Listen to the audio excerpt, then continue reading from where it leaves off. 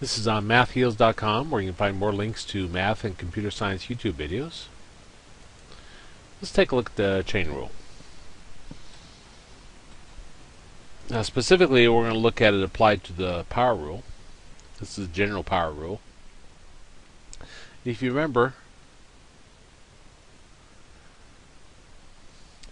and we're going to see that the chain rule expands to more than just this, but if you have x to a power, you can take your power, put it out in front, and then lower it by 1.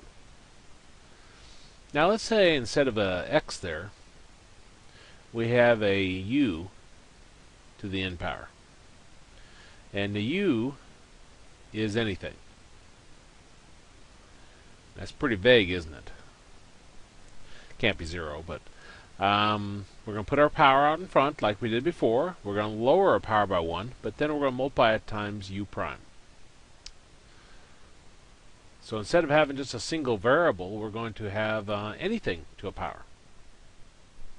So let's take a look at some examples to see what this is referring to. After we do some of these with the power rule, then we're going to see that it expands to all the formulas we've seen up to now: sine, cosine, tangent, so forth. E to a power. Now the first example says y is equal to 5 x squared minus 3 to the 4th power. Now see, we have something to a power, don't we? This parentheses to a power. So for our derivative, the 5 stays out in front, and now we use the chain rule. We'll take our 4, put it out in front. What's inside the parentheses remains as is, so the x squared minus 3 remains as is. We lower our power by 1, so it becomes 3. And then we're going to multiply it times the derivative of what's inside the parentheses. Again, what I did, put my power out in front, what's inside the parentheses remains as is, lowered my power by 1, and then multiplied times the derivative of what's inside the parentheses. So that's going to give us 20 times x squared minus 3 to the 3rd power. And the derivative of x squared minus 3 is 2x. 20 times 2 gives us 40, and I'll put the x out in front. So we got 40x times x squared minus 3 to the 3rd power. And that's our answer. Let's take a look at this next one.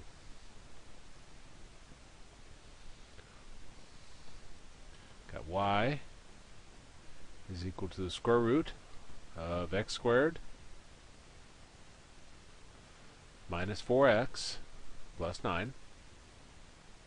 Now, of course, in order to use that property, we have to have something to a power. Well, the square root we can rewrite as x squared minus 4x plus 9 to the 1/2 power. Now we have something to a power. So our chain rule, take your power, put it out in front. What's inside the parentheses remains as is. Lower your power by 1, so 1/2 minus 1, and then times the derivative of what's inside the parentheses. So times the derivative of x squared minus 4x plus 9. So that's going to give us 1/2 times x squared minus 4x plus 9 to the negative 1/2 times the derivative of x squared minus 4x plus 9 gives us 2x minus 4. Now I'm going to merge this all into a single fraction. 2x minus 4 I'll put up on top. This 2 goes down below. Whenever you have something to a negative exponent, you can take it opposite where it's at in a fraction. So I'm going to take this x squared minus 4x plus 9 to the negative 1/2 down to the denominator. And it becomes x squared minus 4x plus 9 to the positive 1/2. Now up on top, I want to factor out GCF. They both have a 2 in common. And that leaves us x minus 2 over 2 times x squared minus 4x plus 9 to the positive 1/2 power. Now the 2's cancel, and we get x minus 2 over x squared minus 4x plus 9 to the positive 1/2. I doubt the book puts that back in the radical form, but if If they were to do that, then it'd be x minus 2 over the square root of x squared minus 4x plus 9.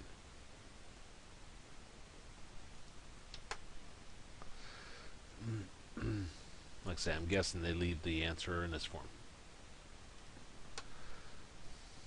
Of course, different books do different things, so kind of a little hard to say for sure. Okay, here we have y is equal to the cube root of 1 over x squared minus 5. Well, we don't want radicals, so I'm going to rewrite that as a 1/3 power. So I got 1 over x squared minus 5 to the 1/3. Whatever number is this little slot right here, that's called your index. That's what goes in your denominator. And then we just put 1 up on top. Now I can rewrite this as 1 over x squared minus 5 to the first power. You can always put a 1 there. Now I'm going to take this x squared minus 5 to the first power, and I'm going to move it up on top. When you move something opposite of where it's at in a fraction, the sign of the exponent changes. So this is going to become x squared minus 5 to the negative 1 power, all raised to the 1/3 power. Well, now I'm taking one exponent to another exponent. I'm going to multiply the exponents together. So this becomes x squared minus 5 to the negative 1/3 power. So by introducing that 1, I was able to rewrite it in a little bit easier form. I don't have to use a quotient rule on it. Now this works especially nice if you got a single number up here, like 1 or 2 or 3 or something like that. If you have a variable up there, probably doesn't benefit you much to do that. Well, now we're ready to find our derivative. So for y prime, chain rule. Take your power, put it out in front. What's inside the parentheses remains as is. Lower your power by 1, and then you multiply it times the derivative of what's inside the parentheses. So again, take our power, put it out in front. What's inside the parentheses remains as is. Lower your power by 1, and then multiply it times the derivative of what's inside the parentheses. So we get negative 1/3 times x squared minus 5. Negative 1/3, negative 1 gives us negative 4/3. And the derivative of x squared minus 5 is 2x. Now I want to merge these all into a single fraction. So put 2x up on top. Actually, I'll put a negative up there too. And then I'll put the 3 down here. And then I'll take the x squared minus 5 to the negative 4/3 down to the denominator. So it becomes x squared minus 5 to the positive 4/3. And that's our answer. And I probably don't have room to work another problem, so let me go ahead and save this page.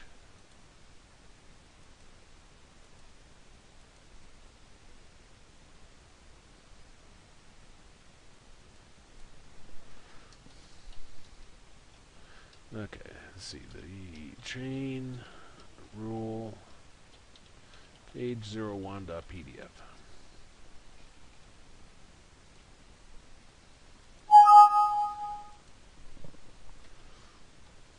Oops. Okay, let's look at our next one.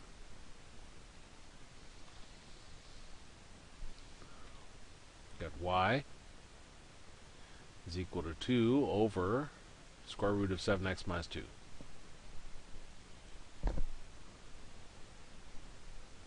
Now again, we never want radicals, so first thing I'll do is get rid of that radical. So this will become 2 over 7x minus 2 to the 1/2 power. Whenever you got square root, you can always write that as the 1/2 power. Well, just like the previous problem, we can take this 7x minus 2 to the 1/2, move it up on top. You move something opposite of where it's at in a fraction, and the sign of the exponent changes. So this becomes 2 times 7x minus 2 to the negative 1/2. And now it's in perfect form for our chain rule. So I'm going to take the negative 1/2, put it out in front. What's inside the parentheses remains as is. Lower your power by 1. and then you're going to multiply it times the derivative of what's inside the parentheses. So again, took my power, put it out in front, what's inside the parentheses remained as is, lowered the power by 1, and then multiply it times the derivative of what's inside the parentheses. Well, 2 times a half drops away, so we're just left with a negative out in front. Then 7x minus 2, negative 1/2 minus 1 is negative 3/2, times the derivative of 7x minus 2, which is 7. And I'm going to put this all into a single fraction. So the negative I'll put up on top with the 7. And this 7x minus 2, the negative 3/2 will take downstairs. It becomes 7x minus 2 to the positive 3/2. And that's our answer.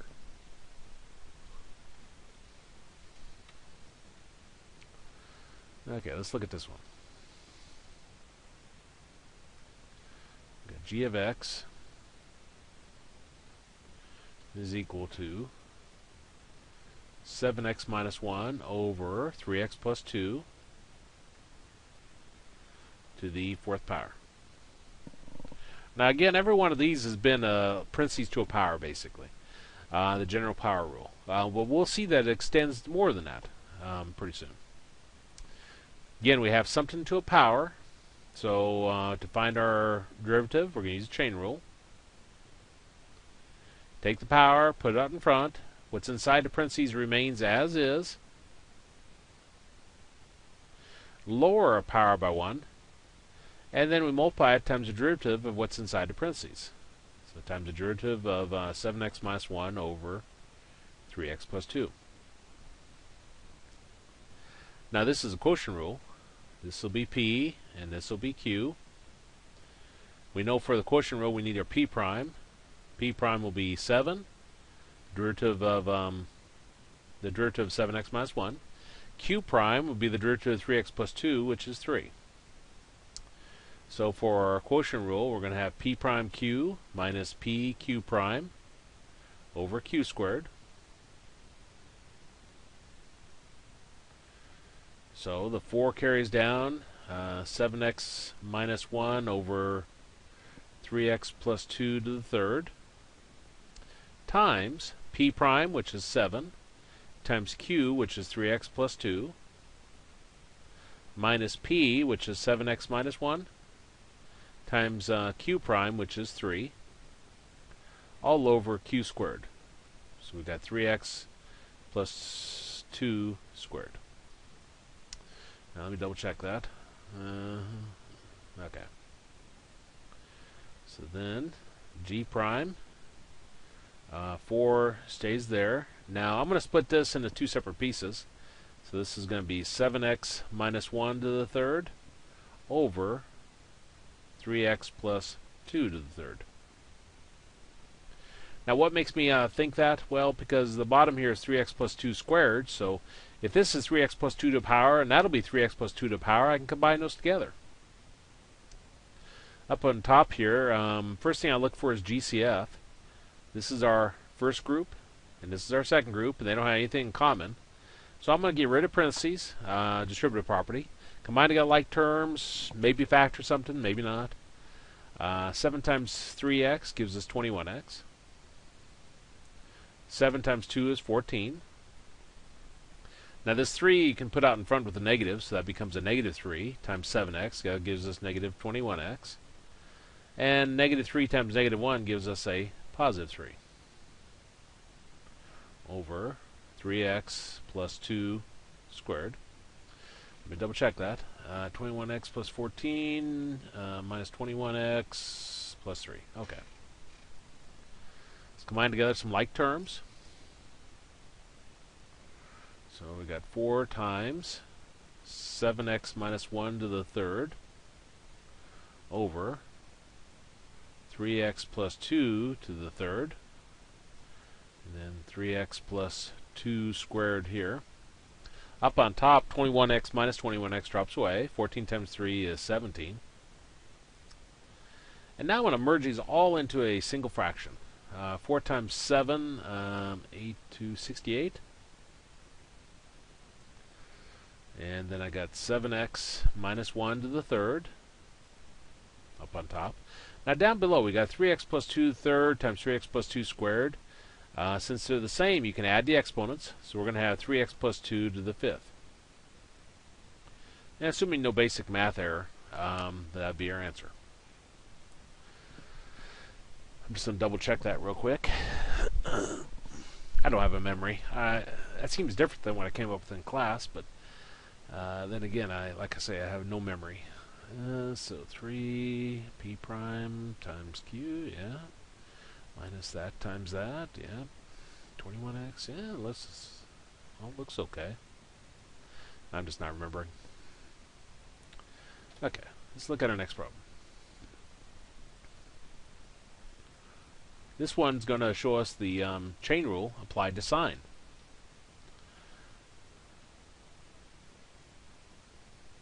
This is how you do the trig functions.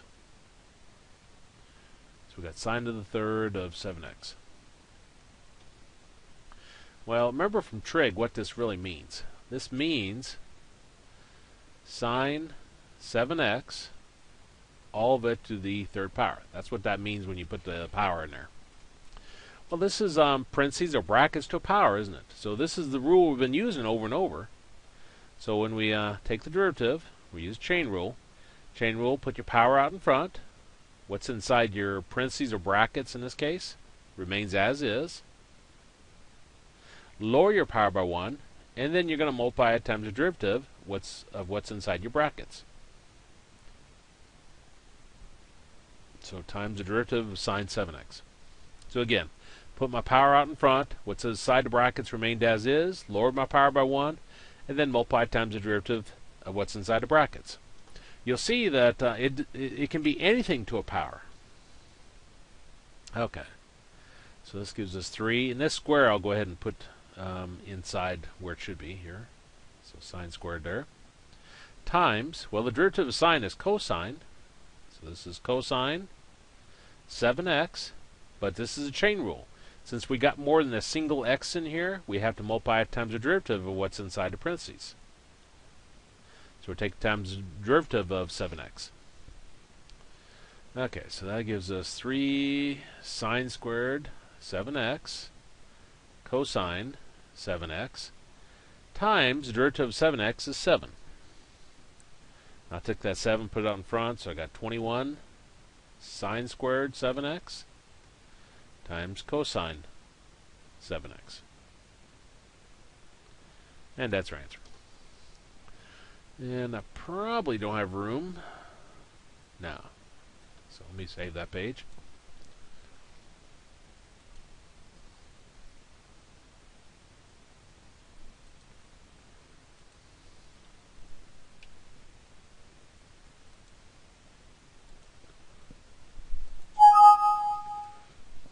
Okay, let's look at our next problem. Number 7. And we got y is equal to tangent of the square root of x. Now notice we just don't have tangent x anymore. We have more than a single x in here. So this is going to show us the chain rule applied to tangent. Plus the cube root of secant x. Well, first off, this square root of x here, I'm going to leave as is, but this one over here I'm going to rewrite.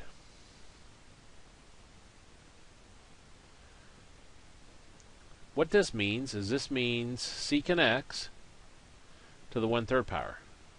So it's kind of disguised, but this is something to a power. So this is what we've been doing over and over. Now this one's a little bit different. So let's find our derivative now. Well, the derivative of tangent x is secant x. So we're going to have the derivative of tangent square root of x is secant square root of x. But since it's more than just a single x here, we have to multiply it times the derivative of whatever follows the tangent. So we'll multiply times the derivative of the square root of x. So again, you know, our formula, remember, was just tangent x, and derivative of tangent x gave us secant squared x. And you can put whatever you want here, and it still works the same way. The derivative of tangent is secant squared. But if you have more than a single x here, you have to multiply times the derivative of whatever you have here. Now this over here is parentheses to a power. Take my power, put it out in front. What's inside the parentheses remains as is. Lower my power by 1 times the derivative of what's inside the parentheses. Okay. So we got secant squared square root of x times the derivative, and I'm going to rewrite that in fractional power form, rational exponents. Square root of x is x to 1/2 plus 1/3 secant x, and 1/3 minus 1 gives us negative 2/3. Then times the derivative of secant. Well, the derivative of secant is secant tangent. There we go. And so then we got secant squared, the square root of x, times the derivative of x to 1/2. Take your power, put it out in front, then lower it by 1. So this becomes 1/2 minus 1. Now I want to merge all this into a single fraction. So 3 goes down here. It's already in the denominator. Secant x, tangent x, I'm going to put up on top. And this secant x to the 2/3 I'll put down here. So this is going to be secant x to the positive 2/3 power. Okay. So now we got secant squared of the square root of x times 1/2 x to the negative 1/2 plus secant x to the first power times tangent x over 3 times secant x to the 2/3 power. Okay, well, my first part here, I want to create a single fraction. So the 2's already downstairs, it stays there. The secant squared is going to go up on top. Now x to the 1/2 I'll take down below here, and it'll become x to the positive 1/2. Now over in our second fraction here we have secant to a power over secant to a power. Since these are both exactly the same, we're going to subtract the exponents. Well, 1 minus 2/3 gives us 1/3. So I'm going to have up on top here of secant x to the 1/3 tangent x all over 3.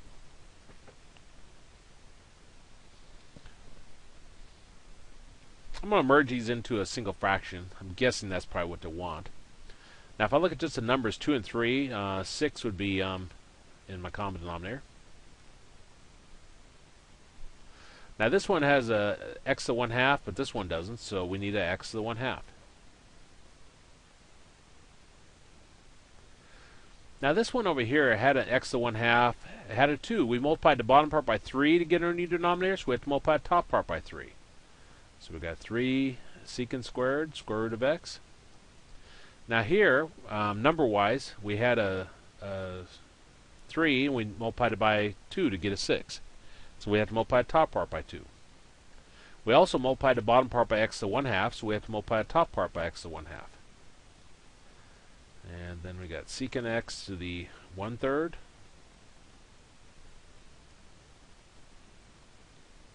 tangent x. Well, these have the same denominator now, so I'll merge them all together. So we got 3 secant squared, square root of x, plus 2 x to 1/2 is the square root of x. Secant x to the 1/3 is the cube root of secant x. And then times tangent x all over 6, and then I'll change that x to 1/2 to the square root of x. I'm just guessing what they're doing.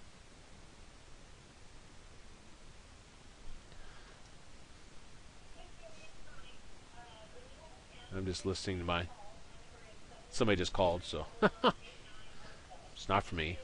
It's for my wife as usual, so I typically don't answer the phone. 99% of the time is for my wife, and I just have to sit there and remember a message to give her. Okay. Let's look at the next problem. Next problem involves a natural log formula, which I'll write down here. Well, first off, if we got the derivative of the natural log of x, that's going to equal to 1 over x. Now, not very many times will we have a single x like that, though. Instead of an x, let's say you have u, where u can be anything. Then the derivative of that will be 1 over u times u prime. Again, we're going to find that our basic rules we look at here, we can apply the chain rule to it, and basically just throws a u prime on at the end. So let's look at this first problem. I got h of x is equal to natural log of 3x squared minus 7x plus 1. And we want to find the derivative. Well, natural log is pretty easy. This would be our u, of course, what's inside the parentheses. And the formula says the derivative of natural log of whatever is equal to 1 over whatever. So this will be 1 over 3x squared minus 7x plus 1. But the chain rule, since it's more than a single x here, we have to multiply times the derivative of what's inside the parentheses. So we'll multiply times the derivative of 3x squared minus 7x plus 1. Now that's going to give us 1 over 3x squared minus 7x plus 1 times, and then derivative of 3x squared minus 7x plus 1 gives us 6x minus 7. And I'll merge these into a single fraction, so we'll have 6x minus 7 over 3x squared minus 7x plus 1. And that's our answer.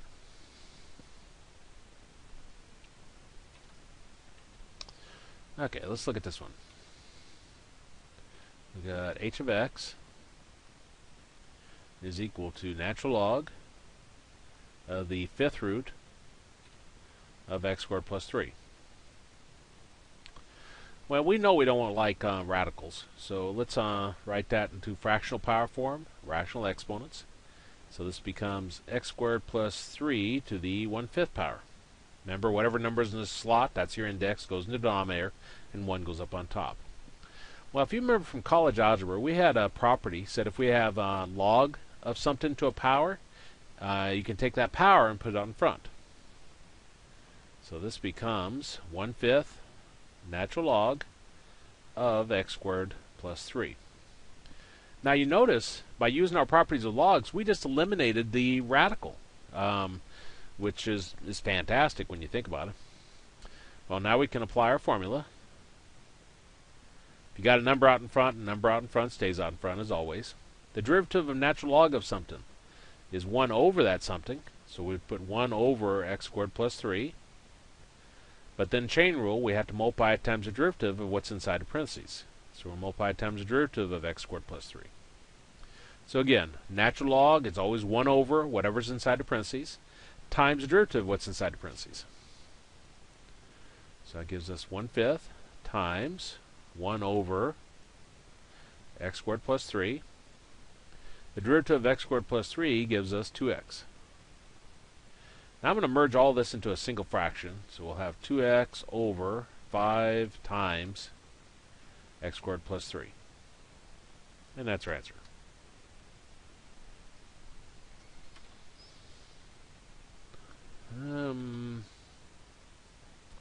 Yeah, I think I have room for this one.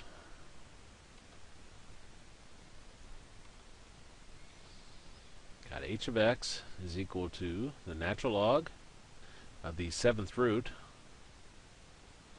of 3x minus 1 over x plus 4. Well, again, we don't like radicals, so I'm going to rewrite this as natural log of 3x minus 1 over x plus 4 to the 1/7 power. And from college algebra, we know we can take that 1/7, put it out in front, and all of a sudden we just eliminated the radical. Well, we also know that now we'd use a quotient rule inside our formula. But we know that if we have natural log of something divided by something, division becomes subtraction. Now the 1/7 either has to be completely out in front or out in front of each log. I'll leave it in front of each log. So we've got 1/7 natural log of 3x minus 1 minus 1/7 natural log of x plus 4. And now we're ready to take our derivative. And it's just as easy as can be now that we've used our log properties. The 1/7 stays out in front, times, and the derivative of natural log of 3x minus 1 is 1 over 3x minus 1 times the derivative of 3x minus 1. Again, this is a chain rule. Derivative of natural log of something is 1 over whatever's inside the parentheses times the derivative of what's inside the parentheses. Minus 1/7. Derivative of natural log of x plus 4 is 1 over x plus 4 times the derivative of x plus 4. Again, whenever you have natural log of something, it's always 1 over what's inside your parentheses times the derivative of what's inside your parentheses. Okay, so we got 1/7 times 1 over 3x minus 1 times the derivative of 3x minus 1 is 3 minus 1/7 times 1 over x plus 4, and derivative of x plus 4 is 1. So let's merge these into single fractions. So this one is 3 over 7 times 3x minus 1 minus, and this one's 1 over 7 times x plus 4. Well, we need to get a common denominator. And they both have 7s, so that just stays.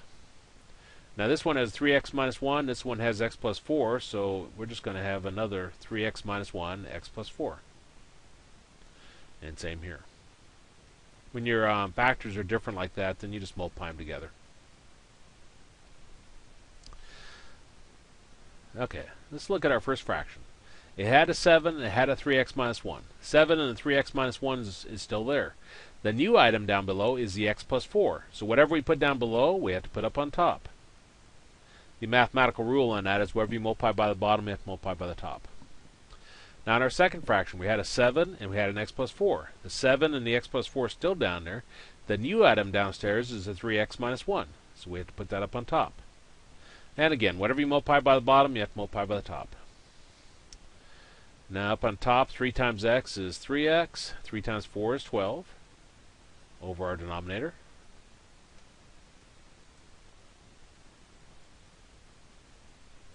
Minus 1 times 3x minus 1 is just 3x minus 1 over our denominator.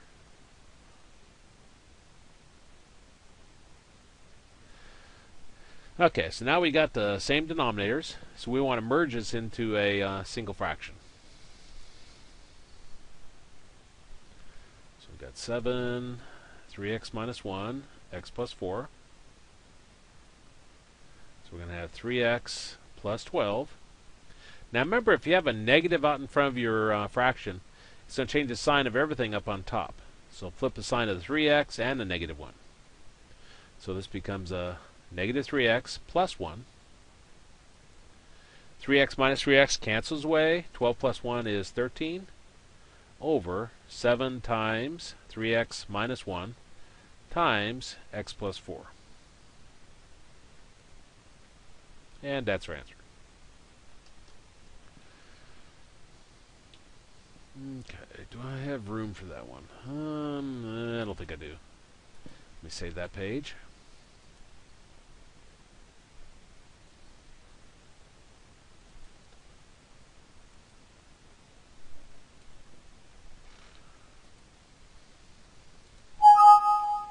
And let's look at our next example.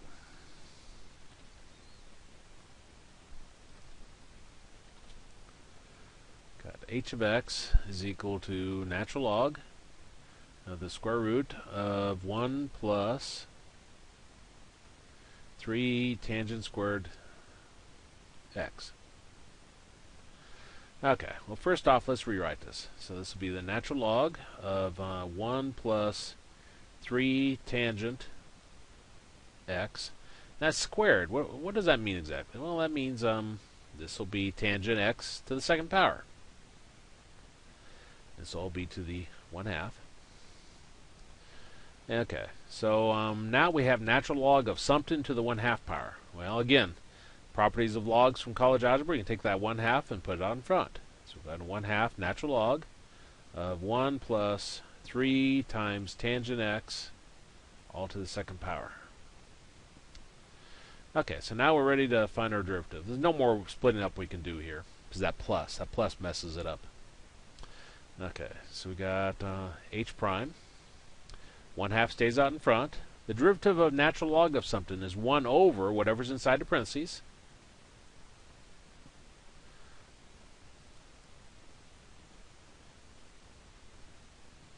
Times the derivative of what's inside the parentheses.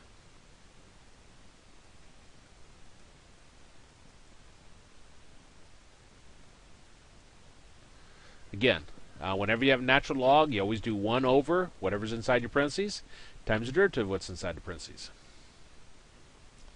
Okay, so this right here then becomes 1/2 times 1 over 1 plus 3, and I'll put that square in the right place, so that'll be tangent squared x. Okay, times the derivative of that. Well, the 1 drops away, and the 3 just carries along. Now here we got parentheses to a power. This is the general power rule, the chain rule.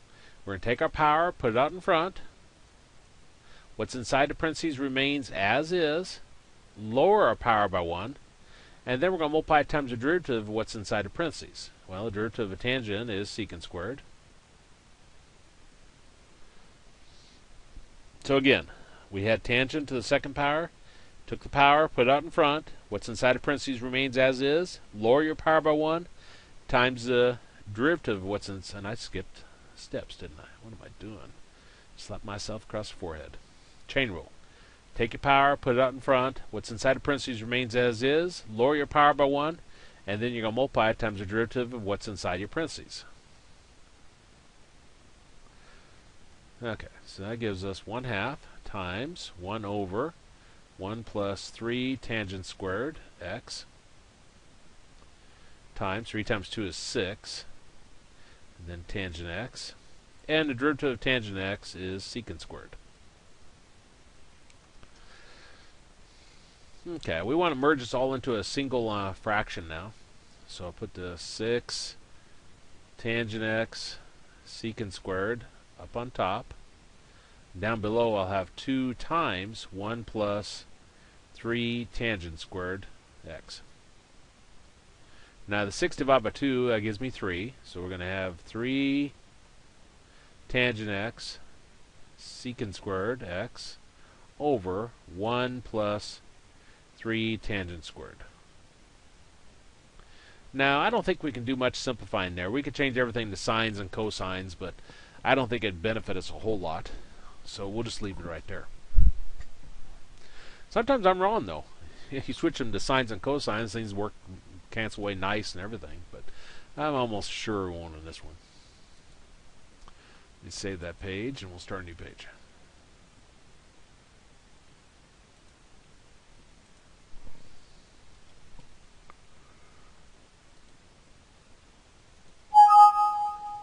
Okay, we got a new formula to look at, a couple formulas actually. If you got the derivative of a to the x power, now x is just x, of course, but the a is a number, like 3 to the x power, 2 to the x, something like that. The derivative of that is going to give us natural log of a times a to the x. Now instead of having an a there, or well the a is fine, but instead of having an x there, let's say you have a to the u power, where u can be anything. Then this becomes, the derivative of that is natural log of a to the u times u prime. This is the chain rule. Okay, so let's look at our next problem.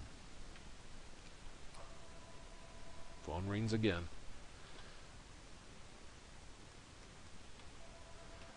Okay, so this would be 3 to the x squared minus 3x tangent 3x. This is not only going to use these formulas, but it also use our other formulas. Let me write it up here since I have never actually wrote it down. And derivative of tangent x is secant squared x.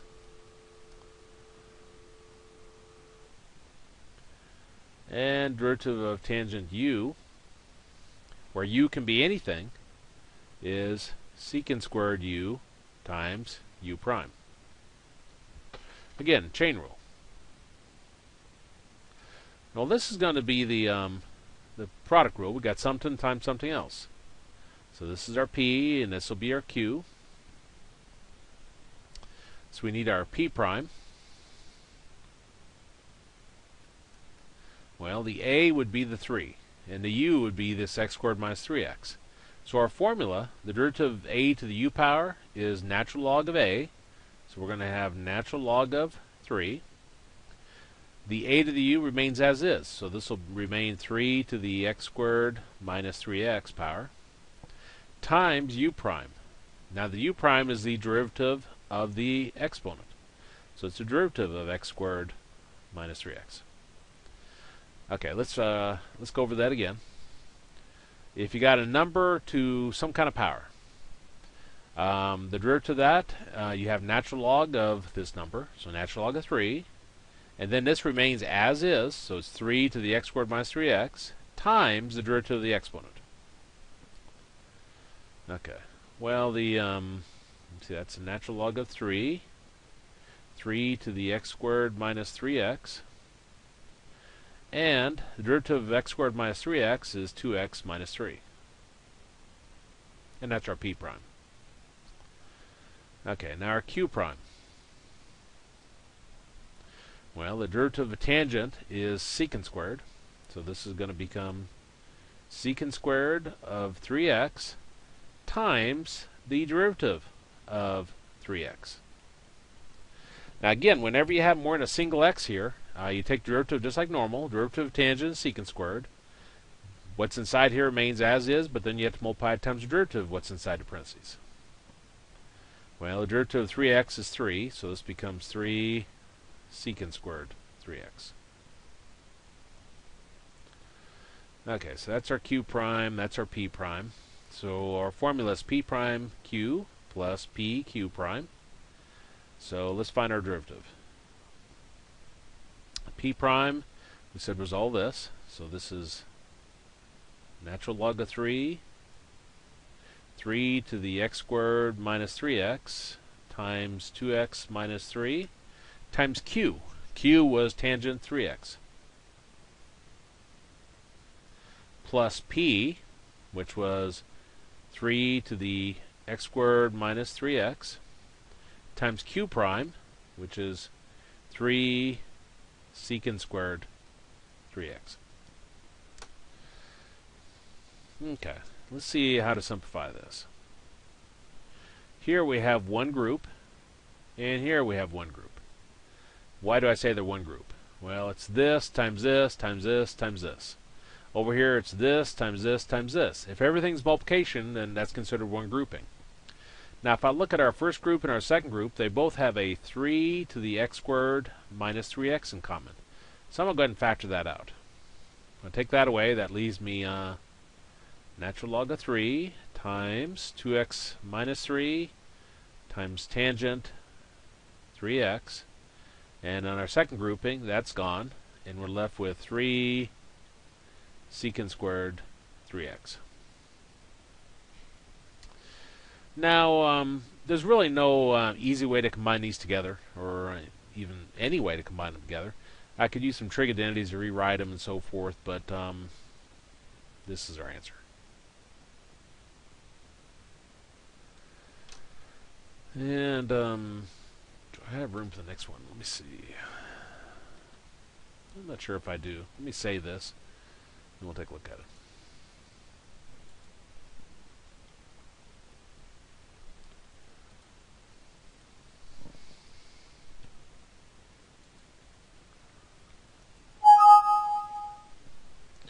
These are a couple of new formulas, so let me write those down first. The derivative with respect to x of log base a of x, a is just a number, is equal to 1 over natural log of a x.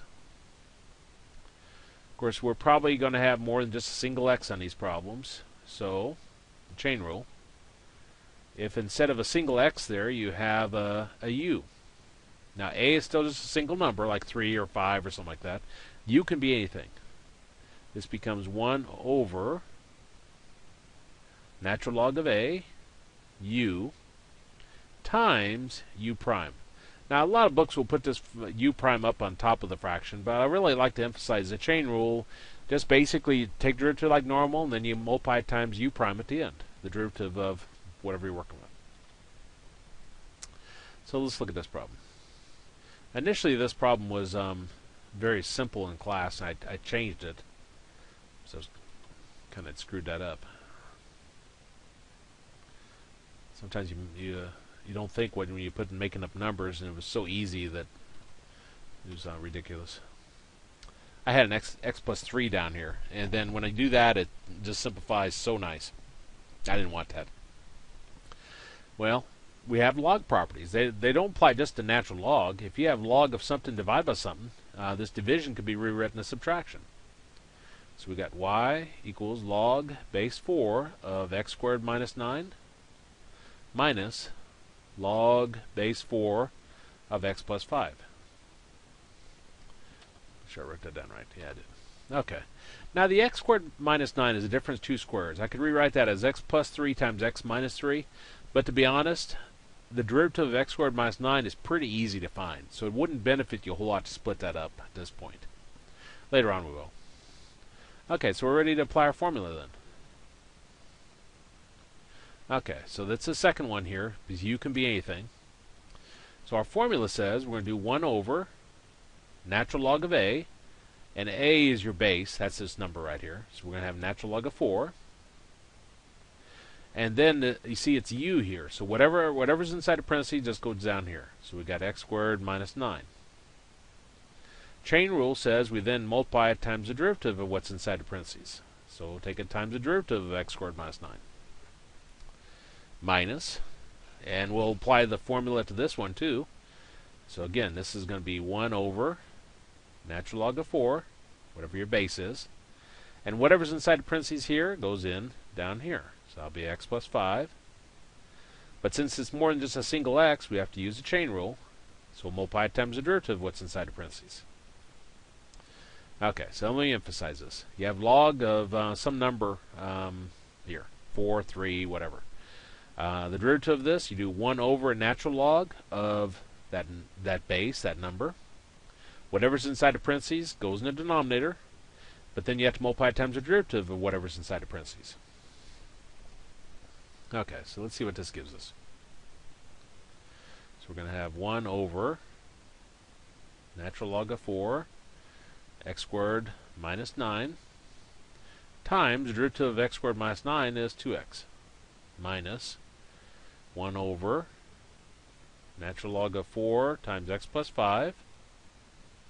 The derivative of x plus 5 is 1. Well, let's merge these into single fractions. So I'm going to have 2x over natural log of 4 x squared minus 9 minus 1 over natural log of 4 x plus 5. Okay, now we want to end up with a single fraction at the very end, so we need to get a common denominator. I notice they both have natural log of 4, so that's obviously going to be in there.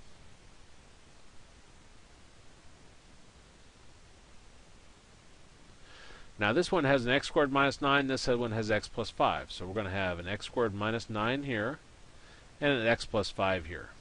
Now normally we might factor out this x squared minus 9 to see if it matched something over here, but it doesn't, so we don't need to. Not at this point anyway. Okay, let's look at our old denominator. What am I doing? I go to bed. Let's try that again. There should be an x squared minus 9 and an x plus 5 in each denominator. Sorry about that.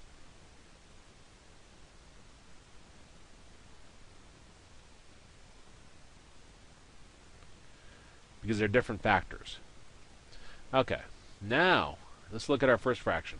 We had natural log of 4, we had x squared minus 9. Natural log of 4 and x squared minus 9 still there. The new item we put downstairs was the x plus 5, so we had to put that up on top. Whatever you multiply by the bottom, you have to multiply by the top. In our second fraction here, we had natural log of 4 and x plus 5. Natural log of 4 and x plus 5 is still there. The new item downstairs is the x squared minus 9, so we had to put that up on top. Again, whatever you multiply by the bottom, you have to multiply by the top. Well, 2x times x is 2x squared. 2x times 5 is 10x over our denominator.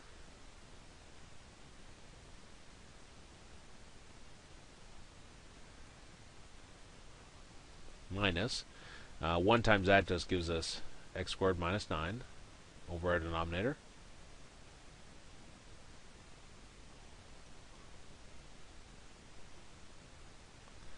Okay, now they got the same denominator, so we're ready to merge them into a single fraction. So we'll have natural log of 4 x squared minus 9 and x plus 5. And then I'll have 2x squared plus 10x. Remember, if you have a negative in front of your fraction, it's going to flip the sign of everything on top, all the terms. So the x squared becomes a negative x squared. The negative 9 becomes a positive 9. Combine together like terms. 2x squared minus x squared gives us x squared plus 10x plus 9 over natural log of 4 x squared minus 9 and x plus 5. Now, the last thing we want to do is factor everything, see if anything will cancel. Up on top, this is the PSD method, and the x squared minus 9 is the difference of two squares. So this is going to become x plus 1 times x plus 9 over natural log of 4, and x squared minus 9 becomes x plus 3 times x minus 3. Then the x plus 5 stays down there. Now, nothing cancels, so this would be our answer. Now, I was shocked in class when the top part factored, because I changed this on the fly. I changed that to x plus 5. And when I make up numbers, the odds of them actually working out are very slim. I told my class I should go out there and go to the casino tonight, and I'd probably win a big jackpot. For that to actually come out with something nice like that where you can factor. Bet it did. And here I am doing math instead of sitting at the casino winning my $1 million. So I never have been accused of being a real smart man.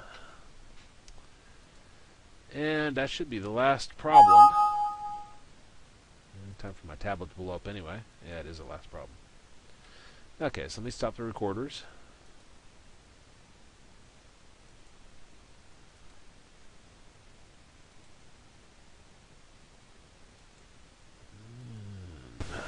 This would be called the chain rule.